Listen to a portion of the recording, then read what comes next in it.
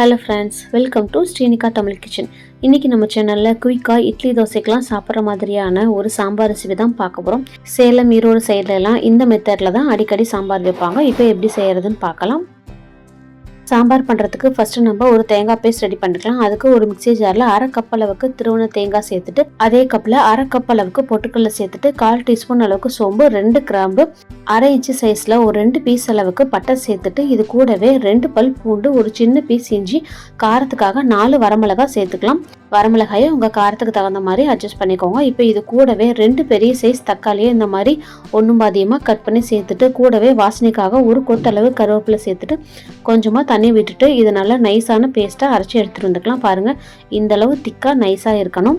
இப்போ அடுத்ததாக சாம்பார் பண்ணுறதுக்கு ஒரு பாத்திரத்தில் 3 டீஸ்பூன் அளவுக்கு எண்ணெய் சேர்த்துக்கலாம்.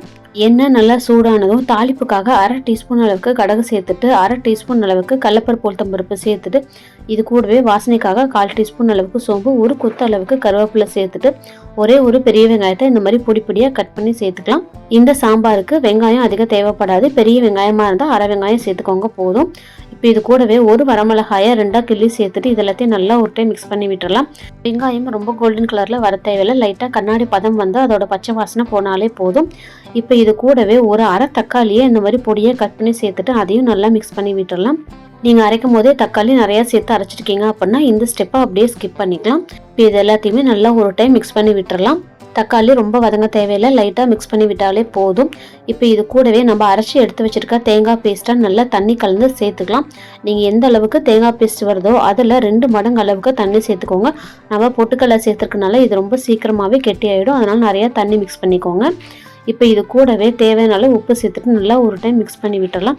இப்போ இது கூடவே 1 டீஸ்பூன் அளவுக்கு மல்லித்தூள், 1/2 டீஸ்பூன் அளவுக்கு தனி மிளகாத்தூள், 1/2 டீஸ்பூன் அளவுக்கு சாம்பார் தூள் சேர்த்துட்டு இது எல்லாமே நல்லா குழம்போட மிக்ஸ் ஆகிற அளவுக்கு கலந்து விட்டுறலாம். சாம்பார் தூள் சேர்க்குறப்ப இந்த குழம்பு நல்லா எக்ஸ்ட்ரா வாசனையோட நல்லா டேஸ்ட்டாக இருக்கும். இப்போ சாம்பார் இந்த அளவுக்கு நல்லா கொதிச்சு வந்ததுக்கு அப்புறமா இதில் ஒரு 3 மீடியம் சைஸ் உருளைக்கிழங்கு நல்லா வேக வச்சு மசிச்சு இதெல்லாம் சேர்த்துக்கலாம்.